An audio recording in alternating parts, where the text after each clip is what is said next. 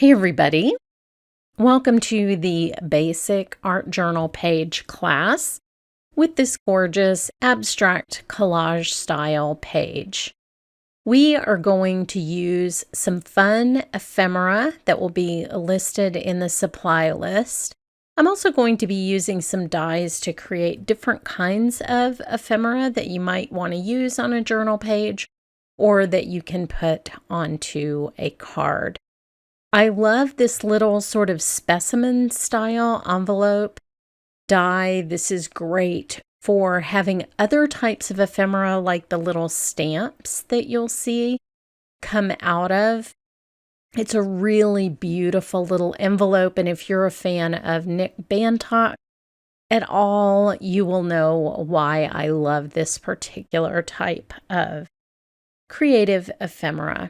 So this little window die goes with it. You can cut a window in the front so that you can have either a specimen envelope, which I actually have a video on my YouTube channel, or you can create an ephemera pocket like I'm going to do with just a little bit of Duralar. So this you can sort of see through the little window, which I like, and I'm going to add just a separate piece of tape to cover up that sticky. I had left a little bit of tape sticking out, so I can just cover that up with another piece of tape. So this one goes together really easily. It has some scored flaps that you will just adhere closed, and then I like to burnish all double-sided tape. But you can see what I mean about slipping those stamps in there. Isn't that sweet and sort of Victorian looking? So I have these little floral stamps that will go in there. It's so cute. And at first I considered putting them on this page, but I'm actually not going to do that. So the way that I start every page is with some sort of color basis. So in this case, I have some fountain pen ink, I have some clear gesso, and I have some paint. And the reason that I like to mix a color with my clear gesso is it gives me a variegated look. It's not smooth, it's not perfect.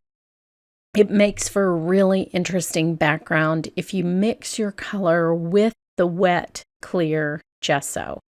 Now you could use white gesso as well. I just happen to be using clear. Typically when I make this decision, it's whatever's in front on my shelf, but you'll see in a second what this does to the paint. So this is a fluid acrylic that I've just dropped onto the wet gesso, and as I work on it with my silicone spatula, it creates in some places kind of a little resist, and it makes the color transparent, so it has a brightness to it that I really like.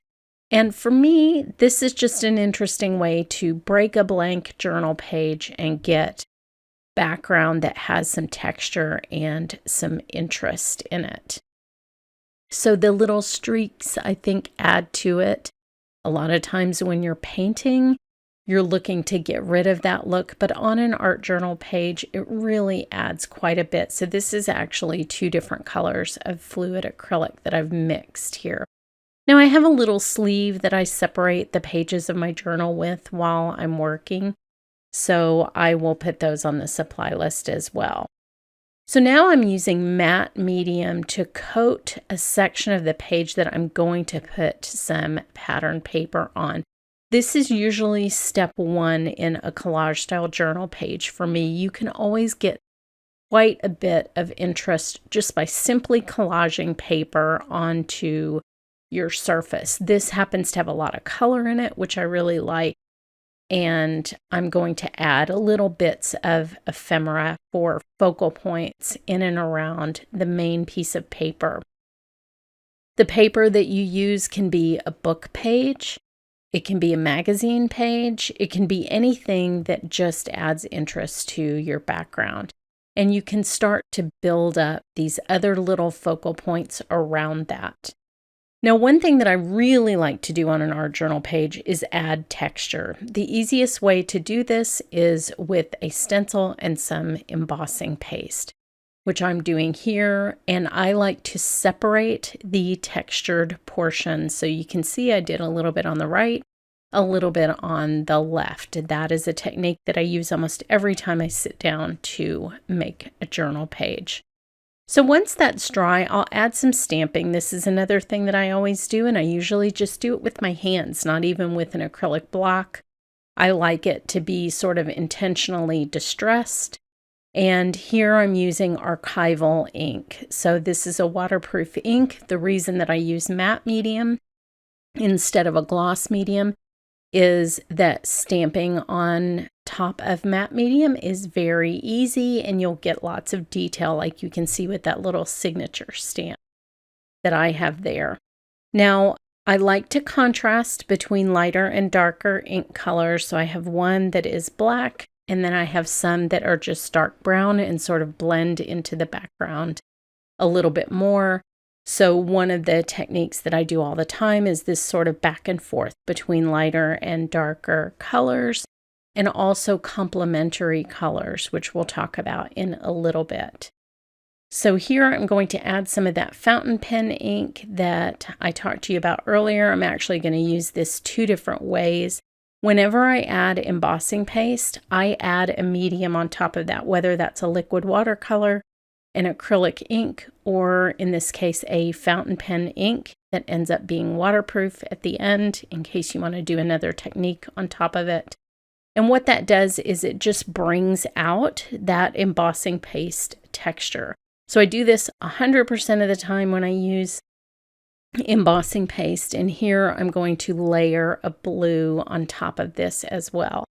So I have a little bit of brown to make it darker, and then I have a turquoise blue or phthalo blue green shade ink to spread around and add the complementary color that we talked about. So the background is a very warm yellowish brown, and then I will always add a complementary, so in this case a turquoise, to just have that back and forth play that I think is so important in an art journal page. So now I am just using a very rough, cheap brush to spread a little bit of that ink around the page. And I'm also going to splatter some Dina Wakley acrylic sprays in white all over this page. White splatters and black splatters are something I do almost every time I sit down to make a page. These are what I consider unifying elements. So while you may have a lot going on across your page in terms of texture and pattern, splatters will unify the entire page and make it a seamless composition. Another thing I like to do is splats. So here I have just a dropper, and I'm dropping some of the fountain pen ink. It retains a fun shape from being dropped, that it's sort of like coffee spilled on a page, and it gives you a little bit of contrast in terms of the darkness. Now I will add some gold highlights. I think that shimmer is something that when you pick up your art journal and you have a subtle shimmery element, it adds to your enjoyment of that page when you're looking at it later on. It's not a very strong visual element. It's really meant to be enjoyed up close, not necessarily in a photograph. And you'll see when I show you the close-up exactly how much it adds. Now, in addition to the white splatters, I will use white and black paint pens on almost all of my pages to make certain areas really pop and draw your eye. So for example, this little luggage tag, I wanted to draw your eye there, so I put a larger white dot there. It sort of moves the viewer around the page. The viewer that I'm intending here is me, and so I'm attracting my eye to different spaces on the page using light colors. So your eye is always drawn to light, and if there are things you want to focus on, this is a great way to do it. Now, in addition to the splatters, I'm also creating larger dots of the turquoise ink spray. This adds to the complementary nature of the color scheme with the yellow in the background and the blue in the foreground. Using the rule of threes here for those, and in this close-up, you're able to see the gold paint. It looks sort of transparent, from a distance, but up close as I turn the page, you can see how very much that adds to a journal page. And when you go back and enjoy your journal pages later on, you're going to want these little touches to kind of keep your attention on the page over a longer period of time. I just enjoy this so much. There's a lot to look at here, even though it was a very simple process. So just to review, these are some elements I use on every page: complementary colors, physical texture with pastes, with chunky paints, etc. Subtle background patterns. I like pattern paper for this. The rule of 3, you'll see me kind of move around the page with the white paint, with the turquoise drops, that kind of thing. The reason we're drawn to the rule of 3, if you think about how a human face or a mammalian face looks, 2 eyes and a mouth, that's why we're drawn to that pattern. Dark and light contrast. I like black and white, obviously, but also like the brown ink versus the white splatters. Those are all good dark light contrasts. Unifying elements like all over paint spattering, text, and mark making, which is essentially what I was doing with the white paint pen and the turquoise paint at the end. So here is another look at the page. And I'll point out some of these 3D texture from the pastes. Complementary colors, the turquoise on the yellow. Think about this before you sit down. Dark light contrast, so I added a little sentiment strip with black and white. That's really important. Text, always include that on a page. Pattern from paper. This can be anything you choose. And then you have a balanced, enjoyable journal page that you can enjoy for years and years to come.